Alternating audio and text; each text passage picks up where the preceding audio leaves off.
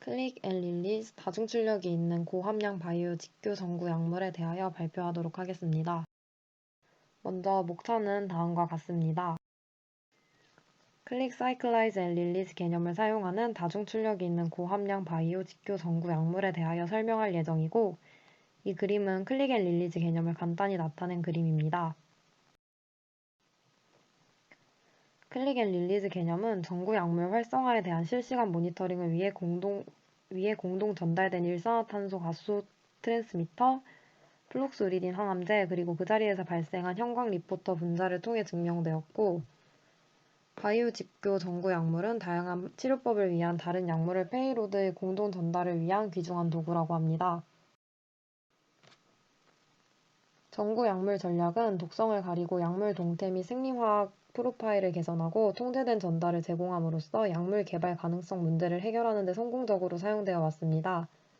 전통적인 전구 약물 전략은 패런드럭을 방출하기 위해 주로 내생효소나 작은 분자에 의해 매개되는 화학 반응에 크게 의존했다고 합니다. 최근에는 클릭 화학이 생체 직교적 프로드럭 설계에 창의적으로 적용되고 있다고 합니다. 클릭 화학을 통한 생체 직교적 프로드러그에서는 전구 약물과 외생적으로 적용된 트리거 그리고 성분 사이의 반응에 의해 패런드럭이 활성화됩니다.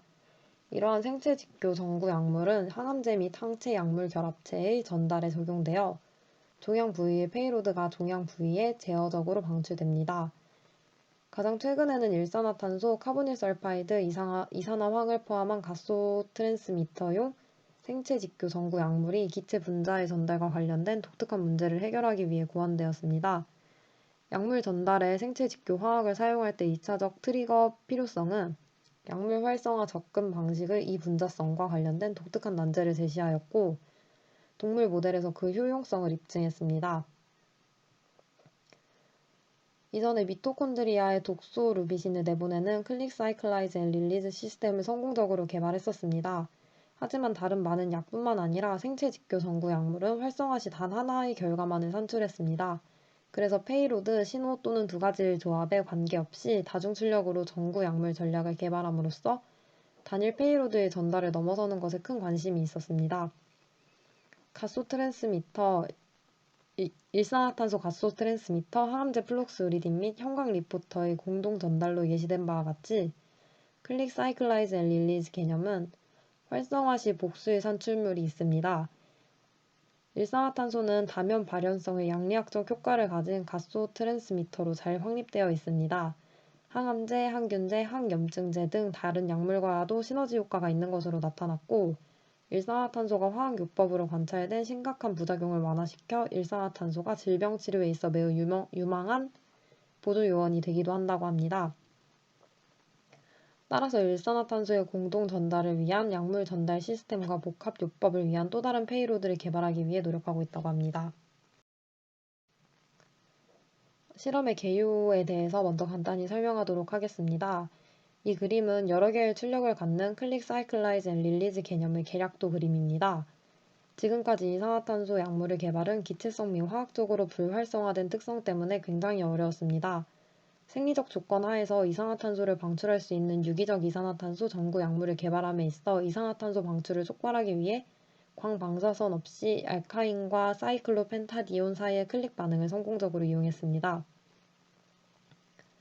여기서는 이산화탄소 방출에 대해 동일한 클릭 반응을 활용했습니다. 에스터 결합을 통해 다이에논의 일부분에 약물 페이로드가 붙고 스트레인드 알카인의 프로파르길 위치에 하이드록시기를 만듭니다. 이상적으로 이 두 개의 초기 클릭 반응은 이산화탄소 방출과 중간의 형성으로 이어지며, 이는 약물 페이로드와 이 화합물을 쉽게 방출시키기 위해서 쉽게 락토나가 일어날 것이라고 예상할 수 있습니다. 또 4개의 포지션에서 나프탈렌 그룹이 부착되어 있어 이산화탄소와 또 다른 페이로드의 방출 시 형광을 발현하는 것이 가능하도록 되어 있어 페이로드의 방출을 실시간 모니터링에 활용할 수 있습니다. 다음은 실험 방법에 대한 설명입니다. 먼저 첫 번째로 합성 모델 화합물 1A를 통한 실험에 대해서 설명하도록 하겠습니다. 먼저 모델 페이로드와 같이 벤질 알코올이 함유된 모델 화합물 1A를 합성을 합니다. 그 다음 1A와 2를 반응시켜 형광등 켜짐과 반응 속도를 확인합니다. 그리고 37도의 DMSO PBS 30%에서 형광 강도 증가를 모니터링합니다. 그 다음에 일산화탄소 미오글로빈 측정을 통해 이산화탄소 방출을 확인하고 HNMR로 양성자를 모니터링하는 실험입니다. 다음으로는 플록스우리딘을 이용한 실험입니다. 앞에 그림은 37도에서 드러그를 첨가한 1B와 2의 반응인데요. 디에논을 일부에 플록스우리딘을 첨가를 한 후 디에논 고리에 C2 위치에 모르폴린4 카르보닐을 부착합니다.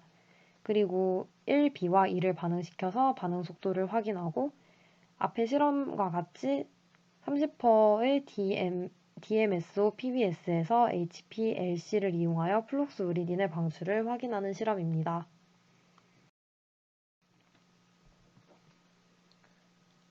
다음으로는 실험 결과입니다. 합성 모델 화합물 1A를 통한 실험에 대한 실험 결과를 먼저 보도록 하겠습니다. 앞에 있는 사진은 일단 HNMR에 의해 모니터링된 그림이 그러니까 아까 첫 번째로 말씀드렸던 실험의 반응입니다. 설계의 타당성을 검토하기 위해 모델 페이로드와 같이 앞서 말한 것처럼 벤질 알코올이 함유된 모델 화합물을 합성하고 실제로 두 가지의 클릭 반응은 파란색 형광등 켜짐으로 이어졌습니다.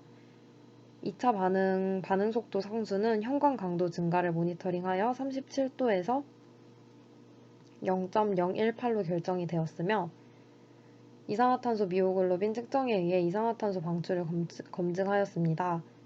이 두 가지의 반응은 HNMR을 통해 합성된 모델 화합물 1A에 앞에 써 있는 것과 같이 HA, HB, 3A의 C 그리고 HB 그리고 3A-의 C-, HE, 4A의 F 양성자를 모니터링하여 벤질 알코올의 방출을 더욱 확인할 수 있었습니다. 합성 모델 화합물 1A를 통한 이 실험에서 주목할 점은 양성자 HC 그리고 He는 페닐고리 A의 보호콘 안에 있기 때문에 하이필드로 크게 이동한다는 것입니다.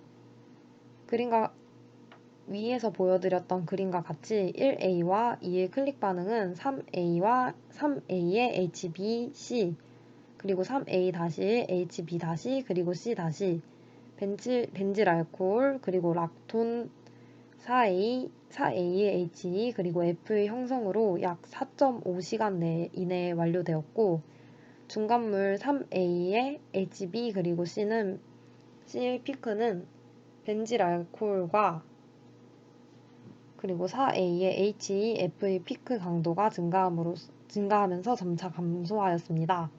그리고 21시간 후 중간물 3A는 모두 소비된 것을 확인할 수 있습니다.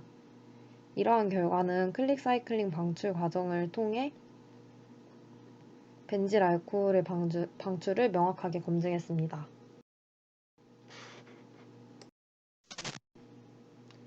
클릭 앤 릴리즈 전략의 실현 가능성을 확인한 후 진짜 약물 플록스우리딘을 디에논의 일부분에 첨가했고 반응률을 높이기 위해 전자구인성 그룹인 모르폴린4 카르보닐을 디에논 고리의 C2 위치에 부착하여 루모 에너지 수준을 더욱 낮추고 이에 따라 고리와 첨가 반응을 촉진하였습니다. 실제로 2와 1B의 반응 속도는 0.17 정도로 증가해 2와 1A의 반응 속도에 비해 약 9배 정도 높았습니다. 이 반응에서 플록스우리딘의 방출은 HPLC를 이용하여 모니터링하였으며 그 결과 DMSO PBS 30%에서 2와 1B의 고리와 첨가 반응이 약 4시간 이내 완료되었으며 플록스우리딘의 회수율은 약 50%로 다음 앞에 있는 것과 같이 나타났고 나머지 50%는 화합물 4B-로 갇힌 것을 확인하였습니다. 4B와 4B-의 화학 구조는 NMR과 HRMS에 의해 제한된 페이로드 해제 메커니즘을 확인하였으나 동일한 조건에서 1B를 배양하여 3%보다 적은 플록스우리딘이 방출된 것을 확인하였습니다. 그리고 알코올 또는 아민 함유 약물을 전달에 대한 이 접근법을 접근법의 유용성을 시사한다는 점에서 무릎 풀림 방출에 따른 이성질체 3B-에서도 락토나가 발생한다는 것은 주목할 필요가 있습니다. 3B와 3B- 모두 중간 3B와 3B-의 처음 고리와 첨가 반응 축적은 실험 조건에서 관찰되지 않았으며, 이는 캐스케이드 반응 시퀀스에서 고리와 첨가 반응 리액션의 속도 제한 특성을 나타냅니다. 플록스 우리딘과 모르풀린에 대한 방출 수율은 중간 정도였지만, 여기 나와 있는 것처럼 각각 50% 정도로 중간 정도였지만, 일산화탄소, 플록스 우리딘, 모르풀린, 블루 형광 등 4가지 다른 출력이 발생했다는 점에서 주목할 필요가 있습니다.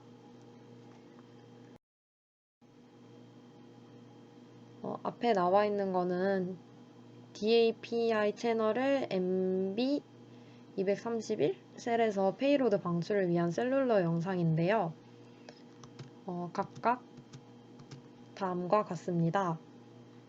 실제 생물학적 환경에서 그러한지 실험을 하기 위하여 셀을 화합물 2와 1B를 24시간 동안 공동 처리한 후 DAPI 채널에서 영상 연구를 위해 세포를 고정해 본 결과 클릭 반응의 형광 특성은 세포 내 페이로드 방출을 실시간 모니터링을 크게 촉진했습니다. 예상대로 공동 처리된 셀은 전색제로만 처리된 세포 제어 셀에 비해 훨씬 강화된 파란색 형광을 보인 걸 확인할 수 있었습니다.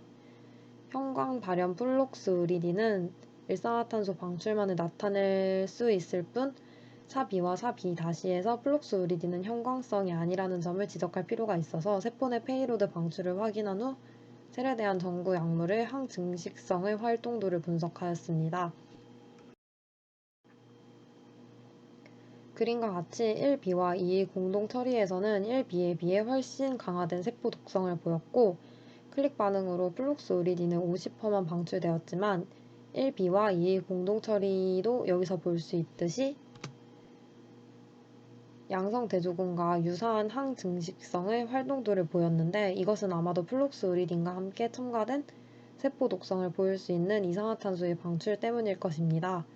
전구 약물 1B도 플록스 우리딘의 세포 내 에스터레이즈 미디에이티드 활성화로 인해 세포 독성을 보였습니다. 그러나 전구 약물 1B는 에스터레이즈 미디에이티드 가수분해에 상당히 저항적이고 대지간 에스터 가수분해 효소가 있는 경우 37도에서 5%의 DMSO PBS에서 24시간 배양 후 플록스 우리딘의 뚜렷한 방출이 검출되지 않았습니다. 결론적으로 각종 효소에 의한 세포 내의 소량의 약품의 방출을 완전히 배제할 수는 없지만 관찰된 세포 독성이 1B 자체이기 때문이라고 가정하는 게 타당합니다. 요약하자면 다중 부하 전달을 위한 생체 직교 전구 약물 시스템을 성공적으로 개발했다고 합니다.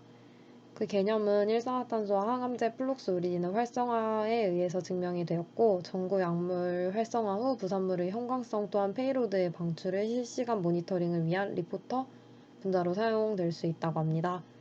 이러한 클릭 앤 릴리즈 시스템의 다기능성은 약물 전달, 특히 결합 치료에서 매우 유용할 것이라고 합니다. 참고 문헌은 다음과 같습니다. 감사합니다.